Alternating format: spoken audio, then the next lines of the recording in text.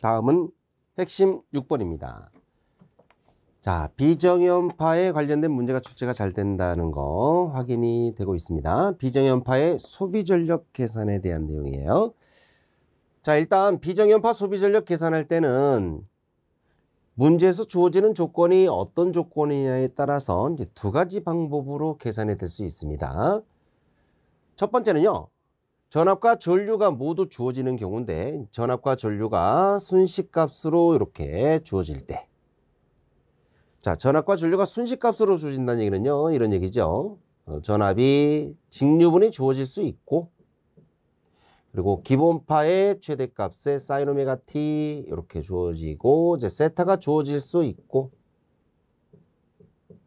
자, 2고조파나 또는 3고조파가 또 나올 수가 있겠죠. 2 오메가 t의 플러스 세타. 이런 식으로. 네. 전류도 마찬가지로, 전류도 마찬가지로 I0에 플러스 IM의 1에 사인 오메가 t의 알파 1 이런 식으로 주어질 수가 있겠죠. 이게 바로 이제 순식값으로 주어지는 비정연파 전압 출류값입니다. 이렇게 주어질 때는 소비전력 계산할 때 어떻게 하느냐? 제일 중요한 표현이 있습니다. 무조건 주파수를 일치시켜야 된다는 거.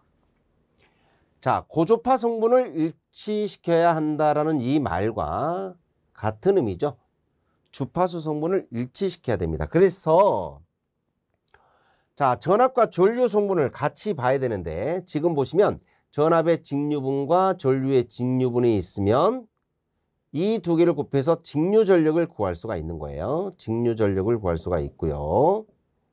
자, 직류에서는 우리가 세타가 나오지 않기 때문에 전압 전류 그냥 곱하시면 소비 전력이 바로 계산됩니다. 그리고 자, 항상 우리가 순식값은요, 사인 오메가 t로 전개되기 때문에 앞에가 최대값이 주어진다는 거 알고 계시죠?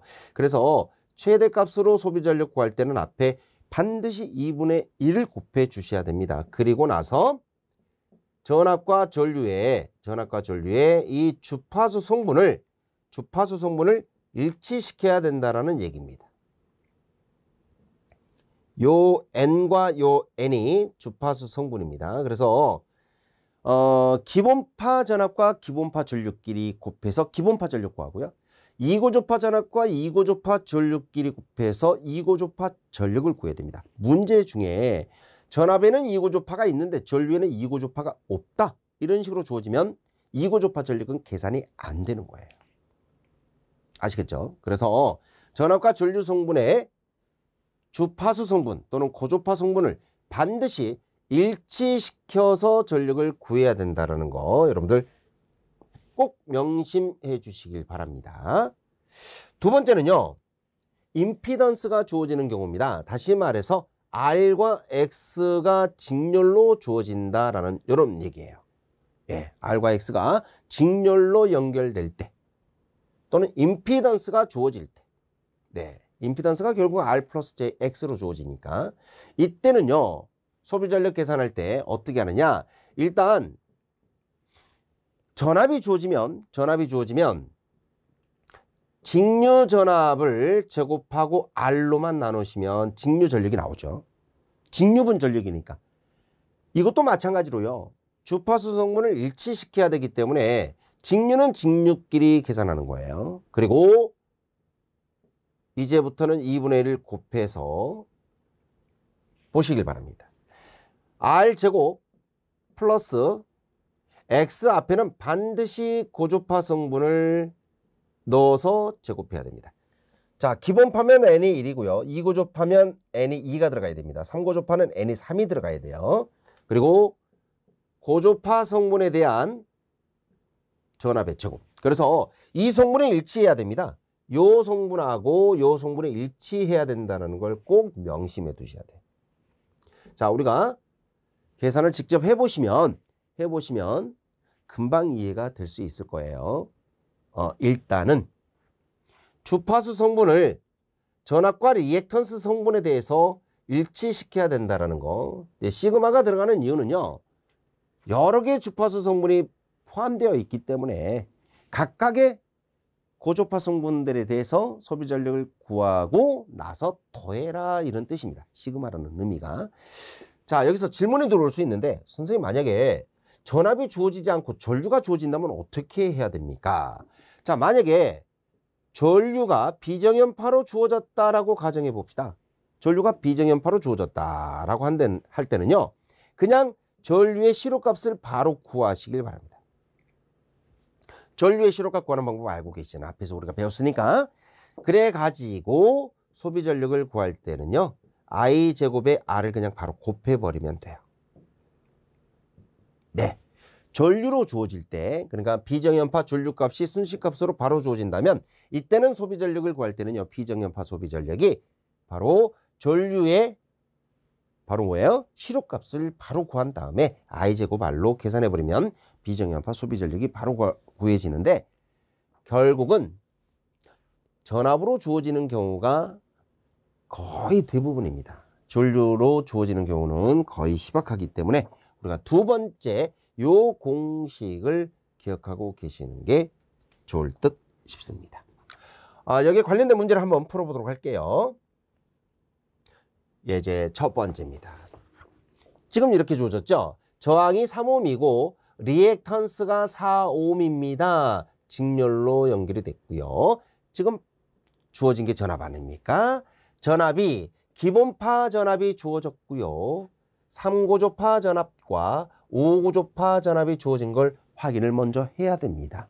그러면 소비 전력 구할 때 어떻게 하느냐? 일단은 기본파부터 구하는 거예요.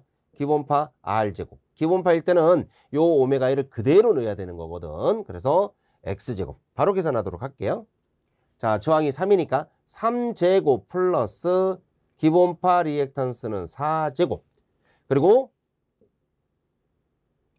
자, 2분의 1이 빠졌네요. 2분의 1 넣어야 됩니다. 이거는 여기 최대값이니까, 그죠? 이게 최대값이니까 200의 제곱, 200의 제곱 곱하기 3 하시면 돼요. 이해되시죠? 자, 그 다음에 3고조파 성분을 바로 넘어가도록 하겠습니다. 일단 저항은 변하지 않고요. 요 리액턴스가 3고조파는 12로 바뀝니다. 12. 네. 요 4가 기본파기 때문에 3고조파에서는 3배로 바뀌거든. 그래서 4 곱하기 3은 12로 바뀌는 거잖아요. 자, 기본파 다음에 3고조파 전압은 50으로 주어졌으니까 50의 제곱에 곱하기 3. 저항은 그대로 가는 거야. 저항은. 그 다음에 5고조파는 어떻게 될까요? 3제곱 플러스 요 4가 5고조파로 바뀌면 5, 4, 20으로 바뀝니다. 20의 제곱. 그 다음에 5고조파 전압 최대값 30의 제곱 곱하기 3. 자, 여기까지 계산기 입력하시면 되는 거죠. 이해되시죠? 네. 이걸 계산했더니 2427.8W로 나오게 되므로 정답은 1번이 되는 걸 알 수가 있겠습니다. 문제가 이렇게 주어지는 경우도 있겠죠. 예를 든다면 똑같이 주어진다고 가정하고요. 자, 전압이 만약에 200의 루트 2 사인 오메가 t 이렇게 주어질 때가 있겠죠. 그 다음에 50의 루트 2 사인 3 오메가 t 이렇게 주어질 때가 있겠죠. 20의 루트 2 사인의 5 오메가 t. 자, 무슨 얘기입니까? 이때는 이 사인 앞에 있는 요 전체가 최대값이니까 이 중에서 루트 2를 뺀 나머지 200만 시료값 아닙니까? 그죠? 여기도 마찬가지로 50이 시료값, 20이 시료값 이렇게 나올 경우에는요. 2분의 1을 곱할 필요가 없어요. 그때는 소비 전력 구할 때 바로 계산하시면 돼요. 3제곱 플러스 4제곱 200의 제곱 곱하기 3. 앞에 2분의 1을 곱한 이유가 요 최대값을 그대로 넣기 때문에 그런 거야. 아시겠죠? 그래서 200 루트 2가 그대로 들어가서 제곱이 되면 앞에 2분의 1을 곱해야 돼. 근데 이건 시료값으로 그냥 대입을 하는 거기 때문에 앞에 2분의 1이 빠지는 거죠. 3제곱 플러스 3고조파는 12제곱 50의 제곱 곱하기 3 이런 식으로 된다는 거 이해를 하시면 되겠습니다. 그래서 우리가 이제 비정연파의 소비 전력 구하는 방법. 자, 첫 번째 예제 문제를 풀어봤고요. 자, 두 번째 문제 풀어보겠습니다. 어떤 해로 단자전압과 전류가 다음과 같이 순식값으로 주어졌네요. 네, 자, 이때는요. 전압의 기본파, 전압의 2고조파, 전압의 3고조파 이렇게 분석을 먼저 하라는 거야. 전류의 기본파, 전류의 3고조파 이렇게 분석을 해놓고 나니까 전압은 주파수 성분이 지금 몇 가지? 세 가지. 전류는 몇 가지? 두 가지. 한 가지가 일치하지 않죠. 2고조파 성분이 전압에만 있기 때문에 2고조파 소비 전력은 구하지 않습니다. 이런 얘기예요. 이해되십니까? 자, 그러면 소비 전력 구할 때 어떻게 할까? 앞에 2분의 1 곱해 주는 이유가 최대값으로 적용하기 위해서다라는 거. 자, 기본파끼리 계산합니다. 기본파 전압은 100 곱하기 전류는 20 곱하기 코사인 다음에 들어가는 게 위상차예요. 이 위상차 계산을 잘 못하시는 분들이 계시더라고요. 위상차는 기본파 위상이 전압의 위상이 0도, 전류는 마이너스 60도이기 때문에 차이가 60도잖아. 그죠? 차이가 60도. 그래서 60도로 여기 계산되는 거예요. 그래서 위상차라는 건 항상 큰 값에서 작은 값을 빼준다라고 생각하시면 되는 겁니다. 3고조파 전압은요 50, 전류는 10, 다음에 곱하기 코사인, 다음에 위상차 한번 계산해 볼까요? 얼마 됩니까? 여기는 마이너스 30도가 나오는 거고, 자 여기는 플러스 45도니까 위상차 얼마입니까? 위상차 15도로 계산하신 분들은 더한 거죠. 빼기가 아니잖아요. 위상차는 빼란 얘기잖아요. 그래서 차이가 45도에서 마이너스 30도를 빼줘야 되니까 75도인 거야. 위상차라는 건 사이 각도예요. 각도의 차이값. 이해되십니까? 그래서 75도로 대입돼야 된다는 거. 여러분들이 이런 거 실수하시면 정말 안타까운 거예요. 이해되시죠? 자, 이렇게 계산해서 구해봤더니 565W가 나오더라. 이런 얘기죠. 따라서 정답은 1번이 된다는 걸 알 수가 있겠습니다.